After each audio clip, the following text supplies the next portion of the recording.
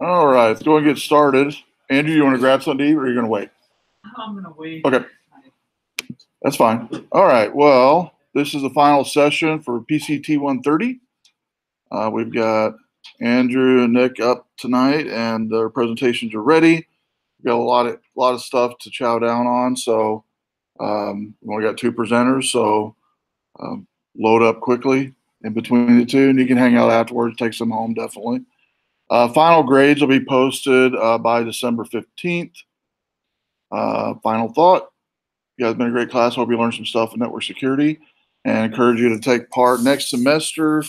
Lord willing, the creek don't rise, as we said in Southern Missouri. We're going to try to pick up again the hack nights in the spring, and so I'd like you to take part in that if you can. Hope you guys have a Merry Christmas, Happy New Year. I know I'll have some of you over break or in the spring, and if you have not yet registered for spring, make sure and do so. And without further ado, I'll go ahead and shift to, we'll have Andrew. Looks like he's ready to go first. Do I need to check in here? Yeah, check in first or you're not here. Exactly. All right. All right, so let me get this shifted here for you. Do you have the laser pointer with you? I do. It's right here for you. There you go. So, there you go.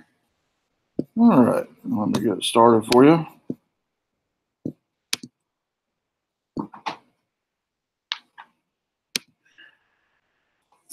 All right, sir. It's all yours.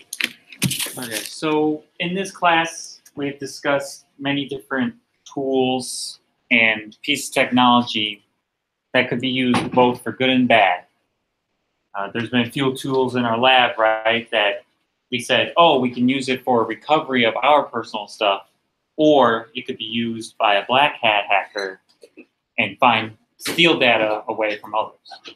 So this piece of technology that was developed before World War II and then used in World War II, rotor machine, more common and first name of it, the Enigma machine, was the first, I want to say, one of the first modern encryption systems that we've ever had. It's almost a computer, except it's more like circuits being shifted around in many different patterns. We'll discuss this a little bit later. And now here's the origins. This man right here, German doctorate. He was a very well-educated man at the time. His name was Arthur Schrebius. And in 1918, he originally developed this machine for something good. He wanted to secure business communications. So, communications back then were using Morse code over radio or telegraph to send messages to other people, other businesses. So if you got onto that radio message and you knew Morse code, you know what they're saying, as long as you could verify which Morse code line that was. So he thought, okay, if I make a machine that can scramble letters around at a person's desk, and then they can do that letter, and then another person has that same machine, people won't know what they're saying. And he named it the Enigma machine because it meant riddle. Makes a lot of sense to me. He was trying to, well, it's more than just a riddle. Every single time, let's say you hit the A key 3 or 4 times in a row. Every single time, it'd be something completely different. And it wasn't a simple substitution cipher where A equals this letter now, and Z means this letter now, so on and so forth. It was much more complicated than that. Unfortunately, he did not see the prime use of his machine He died in 1929 due to getting slammed into the wall with a horse carriage accident. So, machine composition, that's a machine right there. We'll be heading back and forth a little bit here. But, so the rotors change the wiring. So, this is like a box with a bunch of electrical wires, rotors here, and then the letter buttons here. So the setting of the rotors would determine where the letters would start. So before you even get started, you would have to tell the person you're communicating with, okay, I have the rotors on numbers 20, 5 something, because it's 26, 26, and 26. That's the alphabet. And 26 cubed, that's a combination around 17,000. But it would get way more complex a little later. But the rotors change the wiring. So every single time a letter is hit, a light bulb up here on these letters would light up. So if I hit A, it could go to H, right? And that would light up, and you'd write that down, and then you would send that over the radio. And then on the other side, what the other person would do is they would then press H, right? And then they would get the other letter, the decrypted message. So this was also powered by a battery. So this was mobile. And that's important when we get into World War II later. This machine was mobile. It was cash register size, but it was mobile. But it was heavy as well. So if you had to run for your life, you had to sacrifice your life to keep the secrets if you were the Germans. And we'll talk about that in a little bit. But this thing was heavy, but it was mobile. And there's 3 models. The original model didn't have light bulbs. But the most famous models, the most commonly used and most used model were the 2 models with the light bulbs here. And hold on, I went forward, my mistake. So yeah, battery would be somewhere below here, typically. These machines can still work today on modern batteries if you modernize the wiring. So that's why they're still surviving pretty well today. I actually saw in my research that an American cryptographer was looking for them in just fields in France and Germany, and he found one just like this, and he just took it. So, sorry, I keep going forward. So that covers the battery, and I also covered that fact for you. And now let's go to the military use and enhancement. So Arthur Shribus, yes, he didn't have much success in the private sector of getting this machine popular for encrypted security communications. It didn't sell very well. He had his factory where they were being made, and he tried to convince the business public of the idea, and he didn't have much success. And remember, he developed it in 1918, so now it's 1925. He finally has a big interest, but it's from the German military. Now this is where we start getting into the bad, a lot of bad, like life-altering bad. So they pick it up in 1925, and then shortly before, after Arthur's death, they added plug boards. Now, what do you think this could do? You think this could scramble the letters around even more? Because 17,000 settings, that's not a whole heck of a lot. Mathematicians could figure that out pretty easily once they get the radio signal. So what they do? So plug boards would be behind here, where you could make 9 or 10 pairings between 2 letters, and you can change them however you wanted to. So let's say A meant H. Let's go back to that example, right?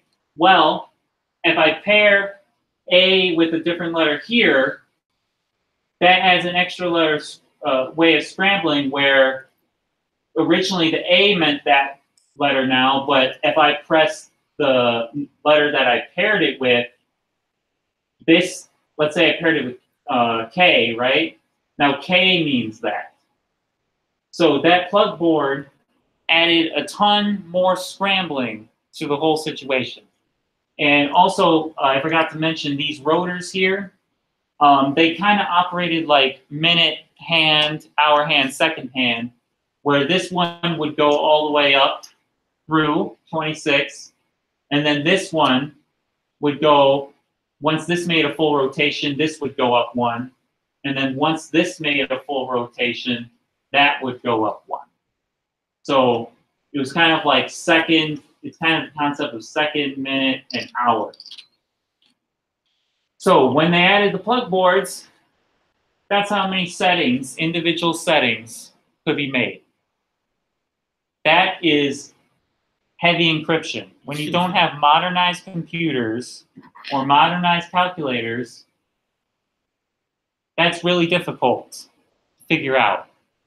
You have to find the right radio signals, and then you have to either get a machine, get photographs, or get manuals. Because every single day, the Germans would start on a different rotor setting here, and then maybe every week or month, they would change the plug settings. So it was constantly, not only was it getting more scrambled, it was getting changed by the day. And you think, well, if you invade, you steal the manuals, you get an idea, right? Well, they made sure to, one, print them in soluble ink. Meaning, if a ship, you destroy a German ship, right? Or you invade a German ship, you take it over. Or it goes down, right? And you think, oh, well, if we find pieces of paper before it completely sinks, maybe we could get it, right?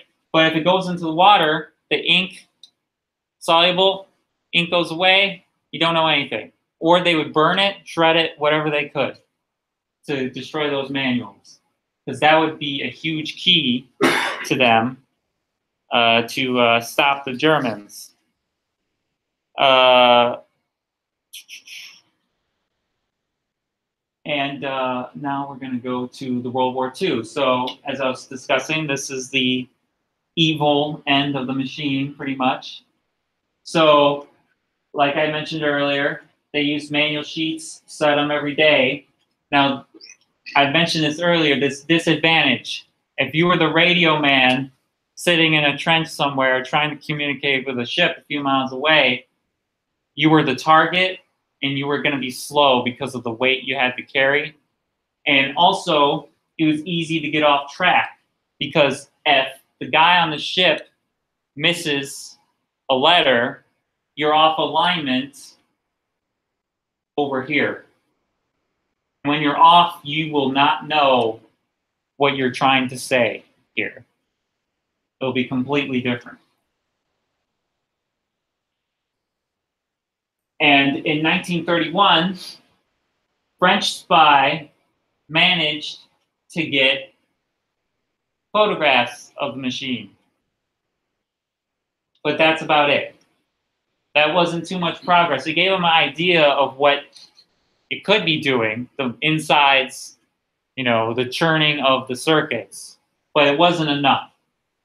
But in 1933, the Polish started listening in. They got locked in on a radio signal, a reliable radio signal, that they knew that they were saying one letter and that it ended up being a different one. But they didn't figure out the pattern right away. And then they figured it out. They were figuring it out, though. And then by 1938, they told the Allies, because they finally got through the German wall of land, that something was up. And that they had an encryption machine that would be very powerful for them.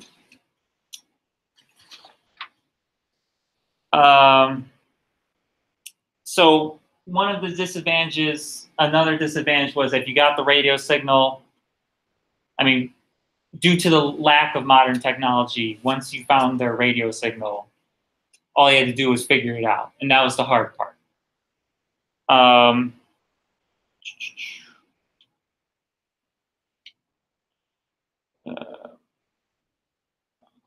So the Polish eventually reconstructed the operation, the Enigma machine, and that's when they let the British know. The British were the first ones to know, not us. So that was actually one of the bigger deals in getting America involved once Japan got involved. If they didn't know the communications, we're not. Basically, we think the Polish and the British saved hundreds of thousands of lives by figuring this out with early mathematicians. I think that's about all I have here. Is there any questions about my presentation? As far as video research, their presentation, isn't there museums where you can go and find CDs as well? Yeah. Well, one of the main sources I consulted for, like a visual, if you want to check it out, Yeah. Number Files YouTube. The title of their video has this number inside of it. Okay. And it goes through all the details and complexities of this machine. As like, it's a mathematics channel, and they are full of British high academics from the higher universities in the UK. And they are popular for doing crazy math stuff. And this was one of their videos. They did a video on this machine with this number right here. I think that's 158 quintillion, 962 quadrillion, 555 million, 217 billion, 826 million, 360,000 possible settings. Because every single time you changed the plug board settings, you would basically be adding a whole nother 17,000 whatever to those combinations. I'm sure there's a lot of them, because if they stayed in good condition, I saw one in that video research I did with a modern battery. You know, it almost looked like a Duracell battery was inside of there. And then you could just produce the bulbs again, which is not hard. And these things could be maintained for quite a long time. They were basically like a typewriter, but instead of doing ink up here, you were rotating wires inside of here to light up along here. What was the movie that was put out that decrypted? What was that? You remember that? Someone told me about a movie, but I didn't get time to. Alan Turing that did that. Was that based on? Yeah, I didn't get to the movie. I knew there was a movie about it, but I didn't get to that. You might seen that movie, by the way? The Alan Turing movie? Anyway, Yeah, so we'll look it up. Arthur Schrebus didn't see the glory of his machine, but maybe that was for the better, for sure. I don't know if he was a sympathizer to the German military or if he was... He was a German himself. Right? Yeah, so we don't know for sure if he knew what the German military was doing exactly. He probably was glad that he was going to make success off of his product, but he didn't know what atrocities, he might not have known the atrocities of what would have happened with that machine. So basically that was just one of the first modern examples of computing and encrypting. Good job, it's good man. I'll find out the name of that title of the movie here. On the next presenter will tell you. I've seen that. I can't remember off the top of my head. All right, next presenter, you guys want to fill your plates up before he comes up, or while he's coming up? That'd be great. Need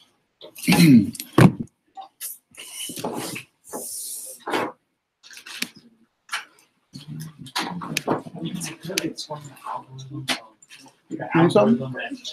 Garbage. Oh, good question. Oh, you can go outside and pull that can in. Yeah, that'd be great. I forgot to do that. I didn't have time to explain to pull out. That would have taken quite a long time. Yeah, thanks. Appreciate it. It's better for the mathematician to explain that.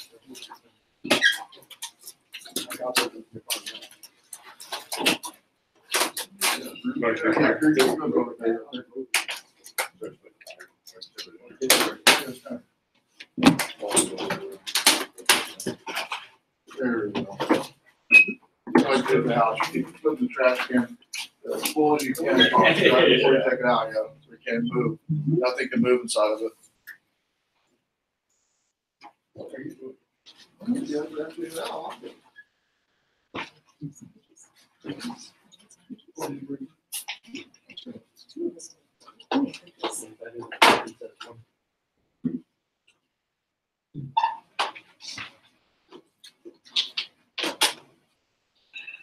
Well, my wife was calling me. Actually, I never do during these things.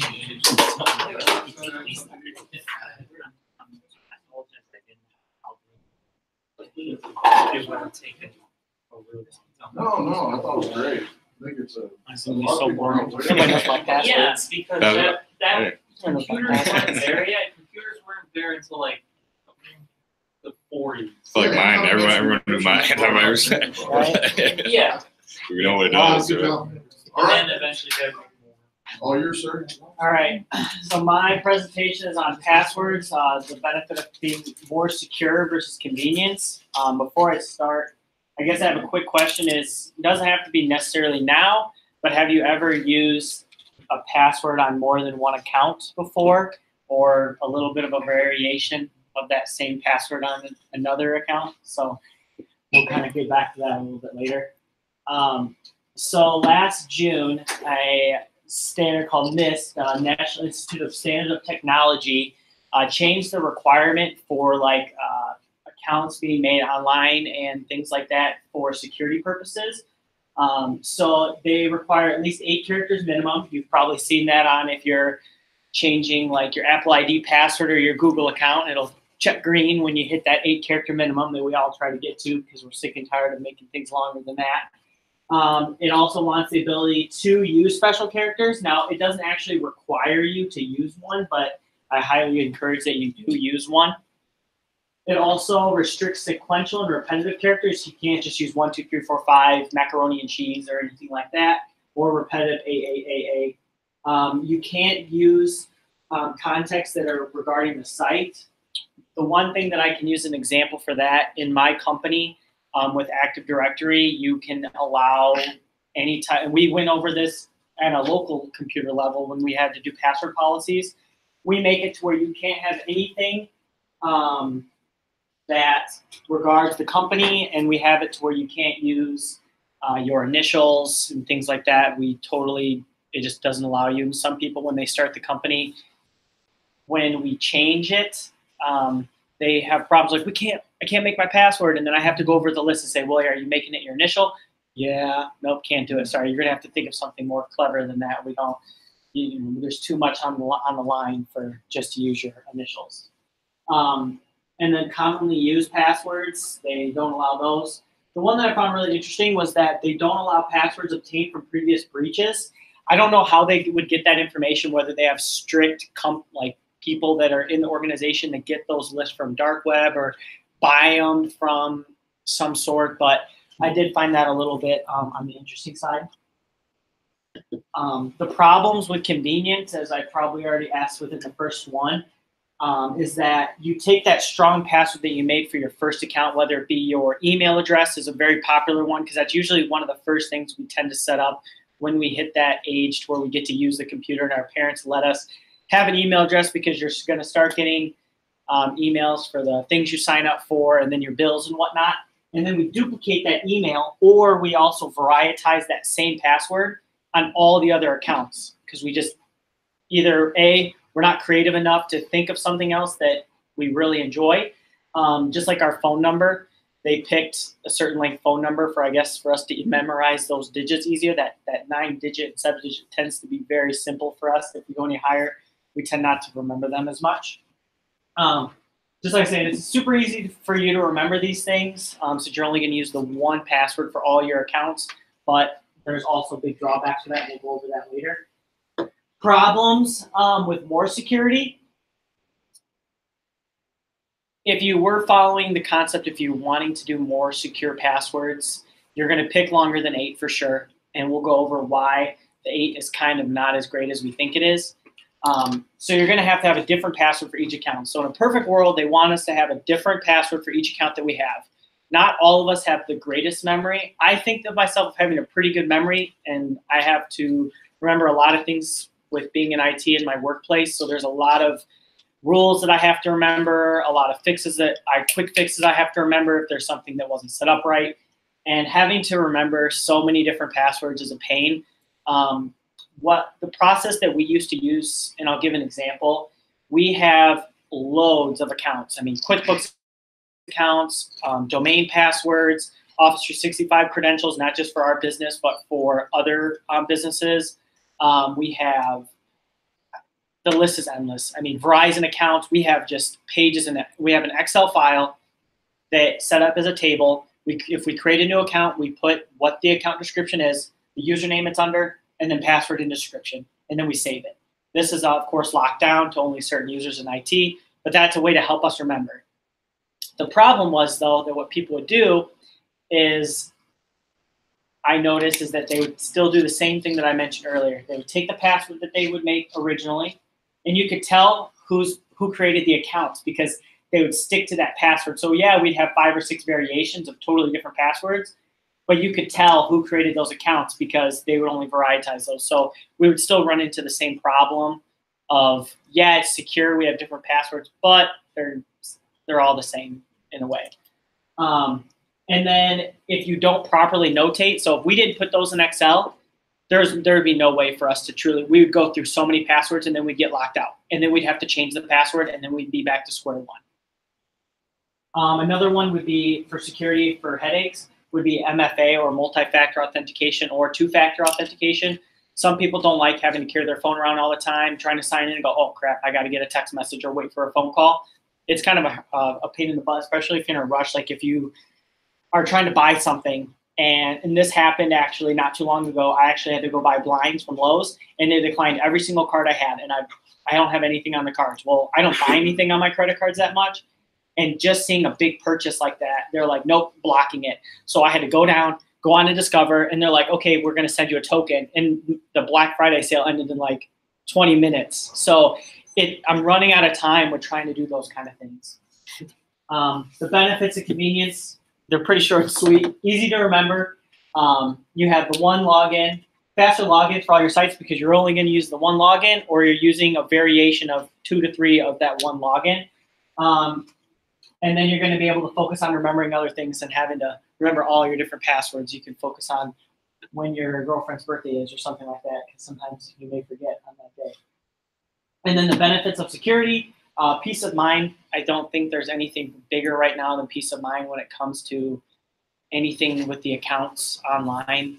I mean, we have so much information that we totally forget about. Facebook, we put our pictures, our information of where we live. I mean, where we went to school, all the way to our banking information where it shows how much money we have in our accounts. I got my work, they do not send pay stubs to me. Everything goes on to a company called Paycor. Your responsibility is to sign in, and you see all of it. You see your health benefits, everything. And we just had a health benefit meeting today that they're now encouraging us to sign up with our health benefit to go to this page to where it has all of your information so that they can help you. Because if you don't sign up for that, then you have to go through regulations with like HIPAA and stuff like that because they're technically a third party. They're not Blue Cross. So everything is going online. There's nothing more than making sure that you're the only one able to view that stuff and it's not going to get breached. Not due to the company's end, but due to human error. And I can kind of go over that a little bit later. Multi-factor authentication, we went over that one. And then improving your typing skills is more of a joke. That way you can learn the keyboard more. I know some people are peckers, and this will definitely help you be a better keyboardist. So back to the 8-character limit. I went to a website called IP Domain Tools. They actually have other tools on there. This one was like a password checker. I used the password equalize. The password is 8 characters long. The capital is the first letter of the E, and then instead of the last one being E, I replace it for a 3. I know it's a little bit hard to see, so I'll kind of go over it. At the top, it gives you a score of what that password is. It gave me a 42%, so that's basically an F in my eyes. Kind of went over the password length, what you use, how many letters, number count, things like that. What I found really interesting was, so the first character is actually, it says standard desktop PC through a brute force attack. It estimated that it would take 25 days. So I guess you could classify that as like these desktops in here using just the CPU power. 25 days for that password. I would say if I was using my computer, I'd probably have one that would have a fast GPU. That's going to be a day. And it only goes lower with like a botnet is 2 seconds. So yeah, the 8-character limit that you say, but as you can see, as an estimate, it may not be that great. Multi-factor authentication more deep down. This is a security enhancement that allows people to use 2 pieces of evidence for your account. So an example that people may not think about is like debit cards. So think of your card as basically your password. You have your chip or you have your magnetic strip. You put your password in, but it's also going to require the PIN. PIN is basically your multi-factor. You don't have the PIN, you can't get the funds out. So that's a pretty old school example of how we've been using that for a while. But now they've implemented it into the online accounts to where they will send you a email, SMS. I prefer the SMS just because if your email gets compromised and you've got to get a token sent to your email address, doesn't really help that much because then they have access to that as well. You might as well just use your phone. I know there are cases of things getting people being able to steal the cell phone number through SIM attacks or whatnot. I'm not super familiar with it, but I have heard it. But it's really not as common as something of an email being hacked. The other option is security questions. Those have been around forever. You try to sign into your bank. What's your grandmother's favorite board game from 1835? Okay, I don't know that. So I'm going to have to call them because I don't know it. The other one is biometrics. And don't get this confused with like your cell phone with like Touch ID and whatnot. That's really not 2-factor. That's still linking back to just a password. You either get to use your PIN code or you get the convenience of using your thumbprint. It's not really a 2-step. It's just you get to use whichever one you want. This would be more of a, you're walking into a government building, you have to put in your password, and then you also have to scan your finger. That's the 2 that you would need. Then it really comes down to, can we have both security and convenience? I know a lot of people say yes or no, you have to choose, but nowadays, especially with it going further and what we're capable of, I think we can, and that would be with the use of password managers. If I'm assuming maybe some here would use a password manager, probably from like Google Chrome. Whenever you put in a password, it'll say, do you want us to remember this password, yes or no? Great, we'll autofill it for you next time. The downside of like the Chrome one, for instance, if you let someone else use your computer and you go online and they go to Chase, guess what? It's already filled in for you, ready to go. The benefit, like I was saying, so the nowadays, actually Chrome, what it does is they just implemented this, which is nice. I read up on this the other day before I did my presentation. They changed the password manager. So now whenever you create a new account within Chrome, it actually will automatically ask you, do you want us to generate a password for you and remember it? So that's a really nice feature. The only downside is, in my opinion, it may not sync well enough with all of your devices, especially if you have like iOS, like it won't work with Safari. Safari kind of denies that kind of stuff. You have to use Apple's proprietary keychain for that kind of stuff. But there is other options that you can have to use a password manager. A lot of them are free, so like Dashlane, Keeper Security, LastPass. There's a few. RoboForm is one that's been around for a while, and I've had my fair share of headaches with RoboForm, especially for my older clients, where they'll get a new computer and they're like, "Where's all my passwords?" I'm like, "What?" So then I have to get into their old hard drive and try to get this RoboForm data. But the one example that I would love to use is LastPass. If you ever used LastPass before, and if you haven't, I highly recommend you at least check it out. So we actually implemented LastPass in our office because too many people would save passwords in their browser. And then the other thing would be is that we wanted a more secure way to have passwords for our employees to share without actually them saving it onto their computer. And we did this by taking an account We created an admin account that was already in our organization.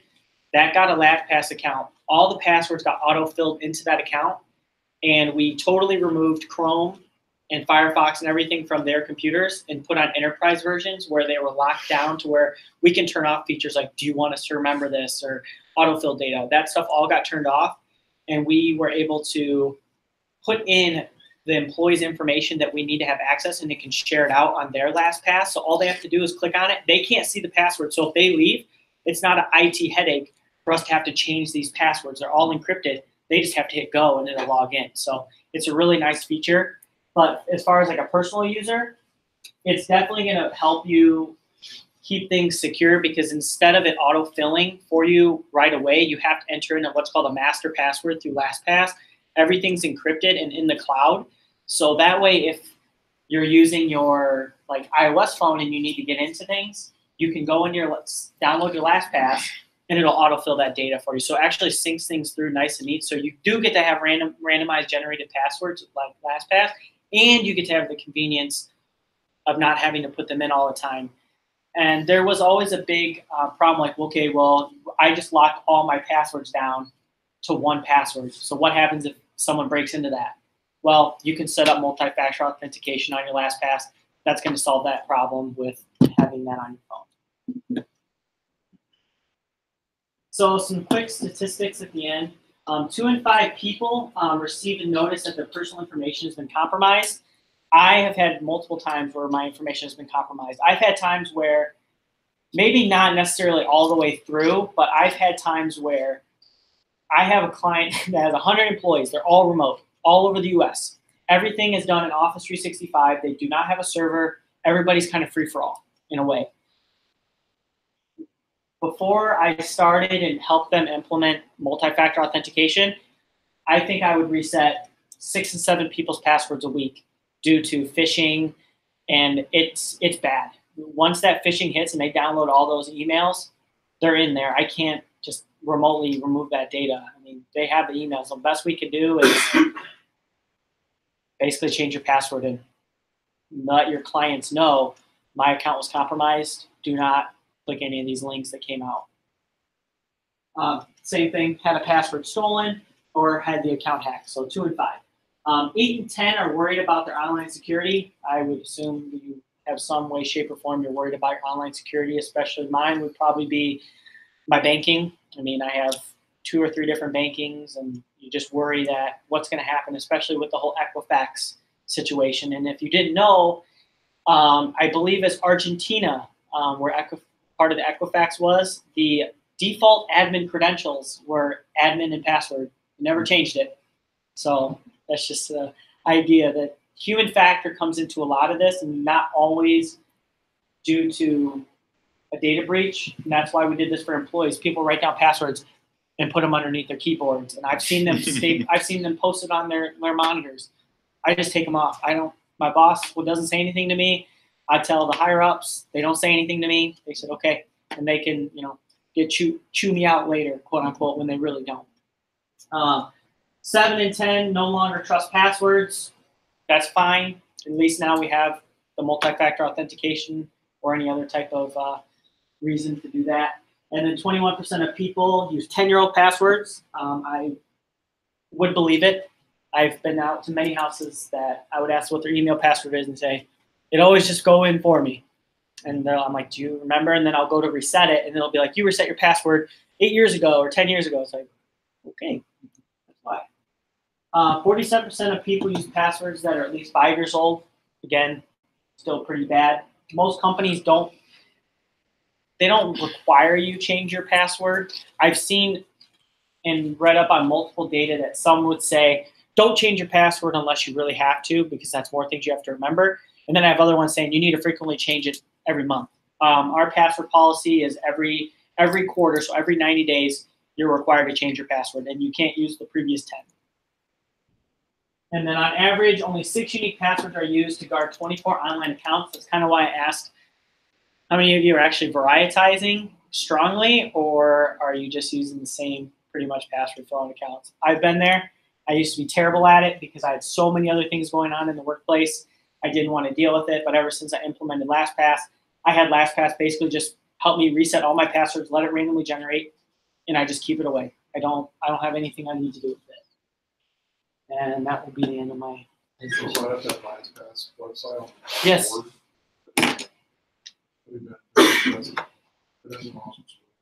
Have you ever used KeyPass before? Not KeyPass. The other one that I've used was Keeper Security. We tried that out before, but I haven't used KeyPass. I use KeyPass. I mean, one massively complicated. Yeah. The one thing I'll say, and I put it as a little disclaimer in the presentation, is that everyone should kind of do their own research on which one they really want. And to be honest, most of them tend to pretty much all accomplish the same thing. Some of them really accomplish the whole encryption and storing it online. That way you don't have to worry about it, where some of them are all local. So if you store those passwords on there and you do not back them up and your computer crashes, back to square one. So that's one of the downsides. The one upside I will say to LastPass is the ability for it to learn desktop applications. We love that in the workplace. We have a lot of programs, especially QuickBooks. A lot of our employees are accountants for other clients, and we probably have, I don't know, 4,000 or 5,000 clients in the Chicago area and international, Japan, and things like that. If they have to send us QuickBook file information, and with that admin and password, it's very nerve-wracking to have an employee that has that information and can just take it wherever they go. So we switched that to the LastPass to where we had one account, the admin account, learn the QuickBooks files as it goes to, and then we moved QuickBooks to a terminal server to where they can't put in USB drives or anything like that. They can't copy and paste out of those local virtualized disks. And they have access to their LastPass vault. Once they open that QuickBooks file, they pick the client, boom, it automatically imports the password and stuff. So if you pay, I think it's $2 a month, so it's like $24 a year. You can learn your desktop application password, which is really nice. Like if anyone uses Steam, you'll understand how much of a pain about that is. So, but yeah, LastPass is a good one. Good. Yeah. Good job. $24 a year is cheap compared to one breach. Not even worth talking about, I guess. And so I used to be, I still do like free stuff, much as anybody, but a solution like that would definitely be beneficial for anyone.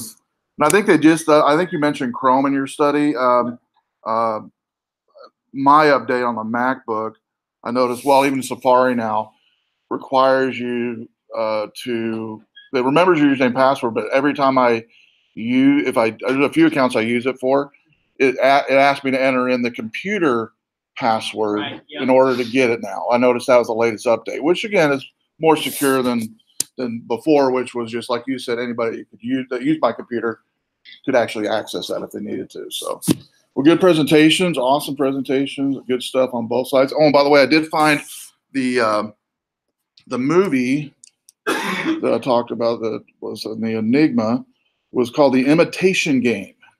The Imitation Game, and I thought it'd be cool to end with, and I did watch it right when it came out. My wife and I both went to see it, and it's Alan Turing was the gentleman who cracked, him and a team of folks cracked the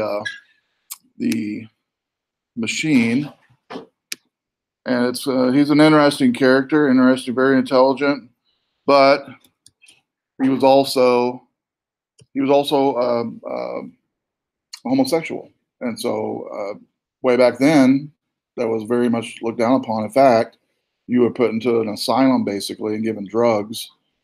Really sad how his life ended, but regardless how you believe about that, it's really sad how he was treated.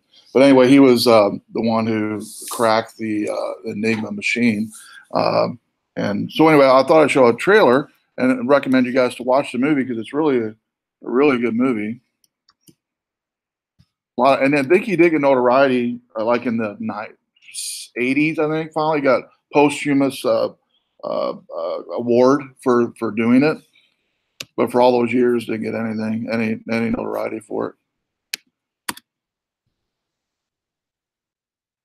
And he thought a lot of himself too because he was very intelligent. So they didn't much like him, but he a lot of people that are geniuses are like that, So let's see here. Have kind of that attitude. All right, let's see if I can pull it this way. Here we go. Here, we'll just watch this one on YouTube, and I'll pull it over on that screen. It's Benjamin Cumberbatch. He did an awesome job. Yeah, he did a great job in it. I'll plug this baby in so you guys can hear it. But yeah, The Weekend. I think it might be on Netflix. I know it's on Amazon. Well worth the purchase.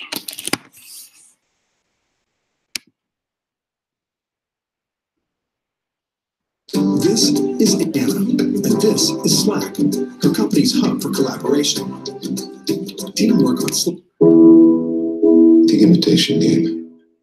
It's a test of sorts for determining whether something is a machine or a human being. Would you like to play? All you have to do is ask me a question. What do you really do during the war? Are you paying attention? Here we are. This war, we're not winning it. You will lie to your family and everyone you meet about what it is you really do. What is it that we're really doing? We're going to break an unbreakable Nazi code and win the war. Oh.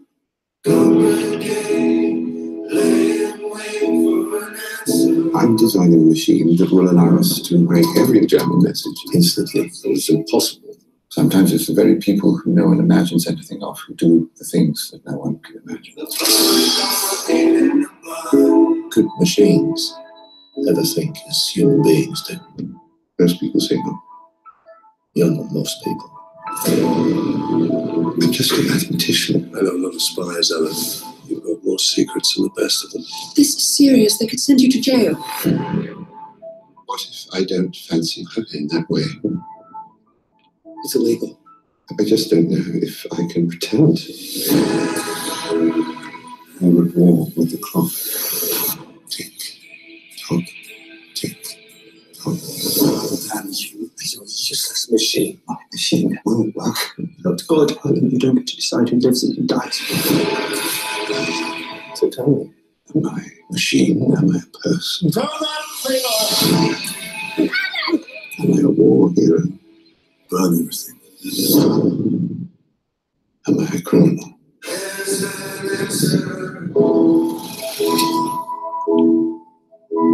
Sometimes it is the people who no one imagines anything of, who do the things that no one can imagine.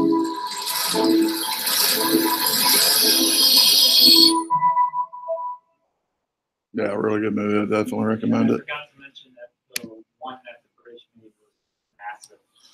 They made like a massive movie.